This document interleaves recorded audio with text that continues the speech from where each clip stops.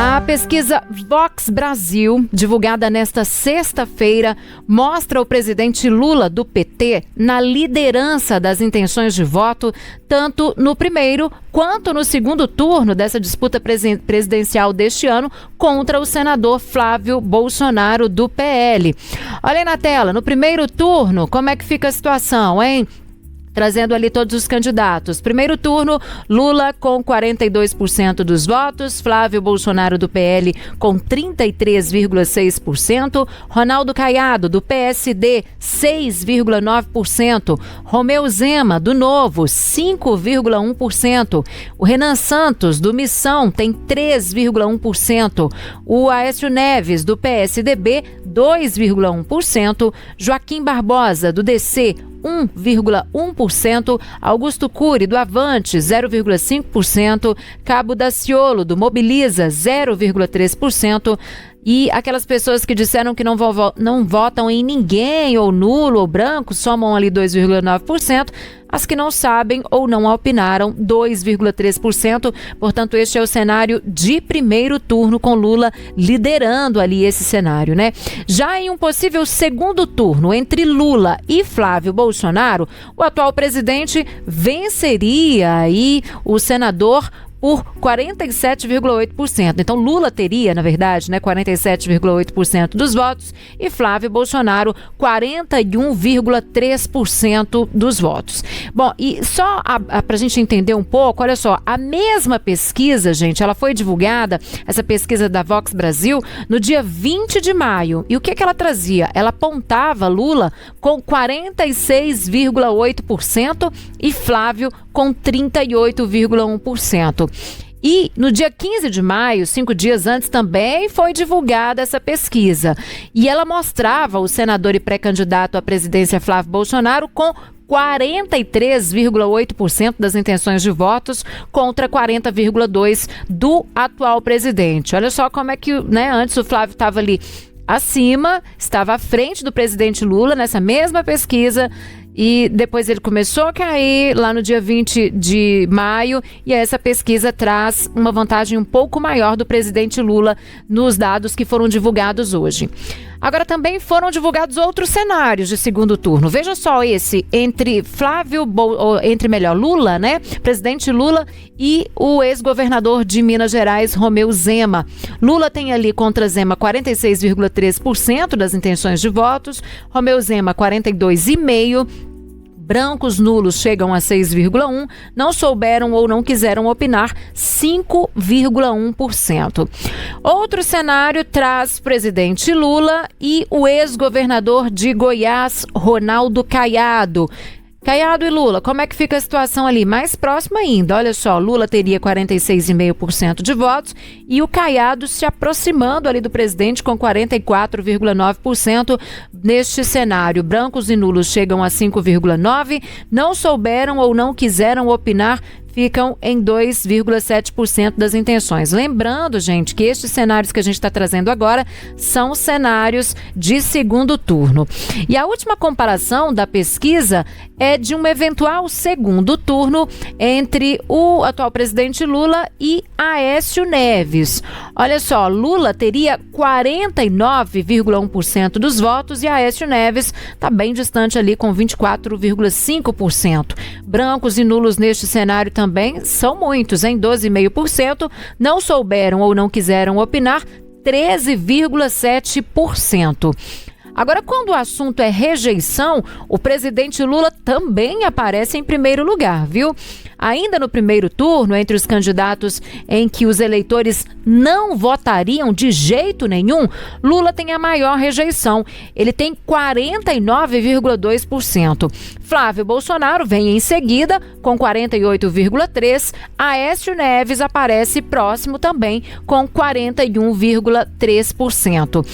Essa pesquisa ela ouviu 2.100 eleitores com 16 anos ou mais entre os dias 1º julho e 3 de junho. Agora, a margem de erro estimada é de 2,15 pontos percentuais para mais ou para menos sobre os resultados encontrados no total da amostra, e nível de confiança é de 95%. Este levantamento está registrado no Tribunal Superior Eleitoral sob o protocolo número BR 08016/2026. Bom, vamos analisar então essa pesquisa. O que ela diz pra gente neste momento, neste período de pré-campanha, hein? Pois é, estes dados aí que a gente vai tentar analisar agora. Assunto para nossa conversa com o cientista político Eduardo Green. Eduardo, mais uma vez, muitíssimo obrigada por estar conosco aqui no Tempo News. Seja bem-vindo. E aí, eu já começo te perguntando ali sobre essa questão, né? Lula aparece na liderança em todos os cenários, mas, por outro lado, ele lidera também a rejeição, né? O que essa combinação revela sobre esse cenário político atual, hein? Boa noite. Boa noite, Ciro. Um prazer estar com vocês novamente. Veja, eu acho que não há, eu diria assim, nada que seja tão anormal nessa rejeição do Lula. O Lula, ele é uma figura que disputa eleições desde 89, então é claro que ele divide opiniões, né? E num cenário de muita divisão de opiniões que a gente tem no Brasil, por assim dizer, marcando cada vez mais polos que vão tomando conta do debate político, isso tudo reitera muito dessa rejeição. Agora, para mim, o mais espantoso não é os 49% de rejeição do Lula, que é presidente, sempre o presidente de um país, ele carrega mais, digamos assim, de obstáculos, porque sempre é mais difícil se apresentar, dados os problemas que existem de toda ordem na economia, na segurança pública, na sociedade. Mas o mais espantoso para mim é que a rejeição de Flávio Bolsonaro, que nunca foi nada, é um senador medíocre que não tem nenhuma conquista legislativa significativa, tem uma rejeição que é virtualmente igual à do presidente Lula. Então, para mim, isso mostra que não apenas Lula tem ainda, apesar dessa rejeição bastante alta, a vantagem de ser incumbente, mas, sobretudo, mostra que há, de parte da população, uma grande desconfiança em relação a Flávio Bolsonaro como candidato, porque outras pesquisas de opinião têm mostrado que a população passa a considerar como um elemento muito importante da escolha do seu voto também a experiência administrativa. E Flávio Bolsonaro não tem experiência nenhuma, ele não tem preparo para ser presidente de um país com a complexidade como o Brasil. Então, para mim, esse é o dado mais importante, é a rejeição praticamente idêntica que nós temos dele em relação àquela que a pesquisa identificou para com Lula. Agora, em relação a esses dados, essa oscilação aí, você acredita que a gente pode falar que já está consolidado? Essa diferença entre Lula e Bolsonaro, Flávio Bolsonaro, está consolidada ou ainda tem muita coisa para acontecer até outubro deste ano? Eu acho que é difícil a gente dizer que ela está consolidada. O que nós temos, e a matéria anterior destacava, é um processo que vem indicando que Lula vem se descolando acima da margem de erro das pesquisas. Essa margem de erro da Vox Brasil é de 2% e Lula está com quase 8% de diferença em relação a Flávio Bolsonaro. Portanto, está bem acima da margem de erro. Isso se deve a vários fatores. Os escândalos envolvendo a relação do Flávio Bolsonaro com o Daniel Borcaro, os equívocos cometidos na relação com o governo Trump, que foram tidos pela culatra. Ao mesmo tempo, Lula tomou para si a ideia da defesa da soberania. Importante lembrar que essa pesquisa foi feita um dia após o Trump ter declarado as tarifas contra o Brasil. Então, e além disso, parece que algumas das políticas do governo vêm sendo percebidas pela população como positivas, sobretudo o desconto, ou a isenção, melhor dizendo, do pagamento do desconto do imposto de renda. Então, tudo isso somado, nós temos um cenário de hoje, uma fotografia do momento que mostra que Lula vem consolidando uma posição superior à de Flávio Bolsonaro. Mas ainda é muito cedo para a gente confirmar que esse cenário se manterá, porque podem, por exemplo, aparecer pedras no meio do caminho do governo. Por exemplo, se a investigação envolvendo o INSS e o filho do presidente, o Lulinha, vier a ter algum tipo de evolução, isso pode voltar a trazer para o colo do presidente e do PT o tema da corrupção. A população sempre nos últimos anos identificou o PT com o tema da corrupção e agora, mais recentemente, passou a tributar esse tema no colo do Flávio Bolsonaro por conta da sua relação com o Daniel Borcari e o Banco Master. Então, é cedo para a gente afirmar. Mas, de todo modo, mantido o cenário atual, parece que Lula tem condições melhores do que Flávio Bolsonaro de enfrentar um momento que, ao que tudo indica, ainda vai ter muita turbulência com a candidatura de Flávio Bolsonaro, por exemplo, desdobramentos envolvendo a sua relação com o Banco Master, novos fatos que podem vir à tona, os palanques estaduais de Flávio Bolsonaro para a sua candidatura também não estão fáceis em colégios eleitorais estratégicos, como o Rio de Janeiro e Minas Gerais, por exemplo. Então, possivelmente Flávio Bolsonaro vai ter dificuldades na condução da sua campanha, mas ainda é cedo para nós afirmarmos que essa tendência ela vai se manter estável daqui até outubro.